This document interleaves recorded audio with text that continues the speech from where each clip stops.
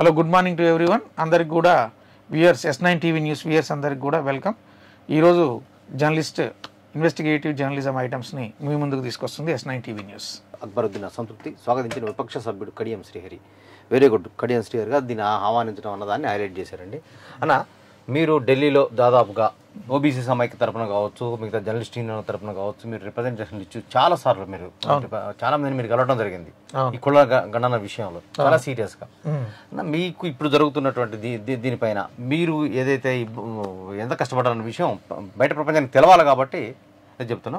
చెప్పండి అన్న, ఏం జరిగింది అసలు? వాస్తవానికి ఒక 2 years నుంచి అలుపెరగని పోరాటం చేస్తుంది భారతీయ ఓబీసీ సమాఖ్య. ఢిల్లీలో సుమారు ఒక 10 జాతీయ పార్టీలని, ఒక 10 ప్రాంతీయ పార్టీలని, అదేవిధంగా 2 రాష్ట్రాల్లో ఉన్నటువంటి రీజనల్ పార్టీస్ని అన్నిటిని కూడా కలిసి స్పెషల్ రిప్రజెంటేషన్స్ ఇచ్చింది. భారతీయ ఓబీసీ సమాఖ్య 2 డిమాండ్లను మాత్రమే, 2 విజ్ఞప్తులను మాత్రమే పార్లమెంట్కి, తర్వాత చట్టసభలు రాష్ట్రాల్లో ఉన్నటువంటి ముఖ్యమంత్రులకి అప్పీలేట్ చేసింది. ఒకటి ఏంటంటే కులగణన, 2 రిజర్వేషన్లు. ఎందుకంటే రిజర్వేషన్లు అప్లికబుల్ కావాలంటే కులగణన జరిగితేనే రిజర్వేషన్లు ఎవరికి ఎంత దామాషా పద్ధతిని చేయాలనేది ఒకటి. ఇంకొకటి ఏంటంటే స్వాతంత్రం వచ్చిన దగ్గర నుంచి కూడా ఎప్పుడో వేసినటువంటి కమిషన్ల కాంచి కూడా కమిషన్లు వేయటం, ప్రతిపాదించడం, అమలుకు నోచుకోపోవడం తప్ప ఎక్కడా కూడా కొన్ని రాష్ట్రాలు, ఇప్పుడు బీహార్ కులగణన చేసింది, ఇట్లా తప్ప స్పెసిఫిక్గా ఎక్కడా కూడా రిజర్వేషన్ అనే మాట లేదు. కానీ ఇప్పుడు బీసీలో మొత్తం 52% జనాభా ఉన్నటువంటి బీసీలు ఎవరైతే ఉన్నారో వాళ్ళ కోసం స్వయాన ప్రధానమంత్రి రంగంలో దిగడం ఒక మంచి పరిణామం. అదేవిధంగా మిగతా రాష్ట్రాలు కూడా ఇప్పుడు ప్రతిపక్షం కూటమి ఇండియాగా ఏర్పడ్డటువంటి కూటమి కూడా రాహుల్ గాంధీ గారు కూడా చెప్పారు.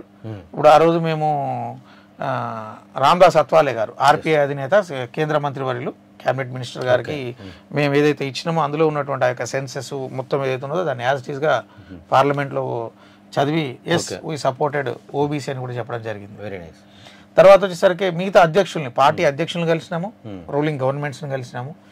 అంటే ప్రతిపాదనలు సమర్పించి వాళ్ళని విజ్ఞప్తి చేసి పార్లమెంట్లో చర్చ ద్వారా మాత్రమే అది ఏదైనా సాధ్యం అనేది గ్రహించినాం మనం.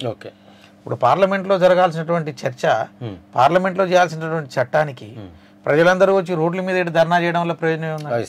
సామాన్య ప్రజానికానికి ఇబ్బందులు తప్ప వేరేది ఏమి లేదు. ఇప్పుడు ఇక్కడ ప్రజాప్రభుత్వం ఏర్పడింది, మేనిఫెస్టోలో పెట్టిన విధంగా కులగణన చేస్తామని చెప్పారు. కాబట్టి ఇక్కడ సమగ్ర కులగణన జరుగుతుంది. ఎందుకంటే ఇదే సందర్భంలో మిగతా జనాభా వాళ్ళకు కూడా ప్రయారిటీ ఇచ్చి కూడా సమస్యలు లేకుండా అంటే ఒక మంచి నిర్ణయం తీసుకున్నటువంటిది తెలంగాణ ప్రభుత్వం. కాబట్టి భారతీయ ఓబీసీ సమాఖ్య కృతజ్ఞతలు తెలుపుతుంది ఈ యొక్క ప్రజాప్రభుత్వానికి. అదేవిధంగా ముఖ్యమంత్రి రేవంత్ రెడ్డి గారు వెంటనే ఎక్కడ నేను first time I'm observing and I'm totally astonished. ఆశ్చర్యం కలుగుతుంది. ఎందుకంటే ఎక్కడైనా సరే ఒక విషయాన్ని ఇంప్లిమెంట్ చేసేటప్పుడు రాజకీయ ప్రయోజనాలను చూసేటటువంటి పార్టీలను చూసినా, ప్రభుత్వాలను చూసినా, ఇచ్చిన మాట కట్టుబడి ఈ మాట ఇచ్చాం మేనిఫెస్టోలో అని చెప్పి, అంటే ప్రతి ఒక్కటి గమనిస్తూ ఉంటే అంటే గత ప్రభుత్వానికి ఈ ప్రభుత్వానికి ఎంత తేడా అంటే నక్కకు నాగలోకానికి ఉన్నంత తేడా ఉంది. ప్లస్ ఈ విషయంలో కూడా ఇంకొకటి స్వాగతించిన విపక్ష సభ్యుడు కడియం శ్రీహరి. ఇది ఒక పరిణామం, మంచి పరిణామం ఇది. అంటే అది ప్రతిపక్షమైన మంచి జరిగినప్పుడు దాన్ని ఏ సభ్యుడైనా కూడా మరి ఎందుకంటే బీసీలు వెనకబడి ఉన్నారండి, చాలా వెనకబడి ఉన్నారు కాబట్టి సపోర్ట్ చేసినారు. కాబట్టి కారు అనేది తీరు మార్చుకుంటే బాగుంటుంది.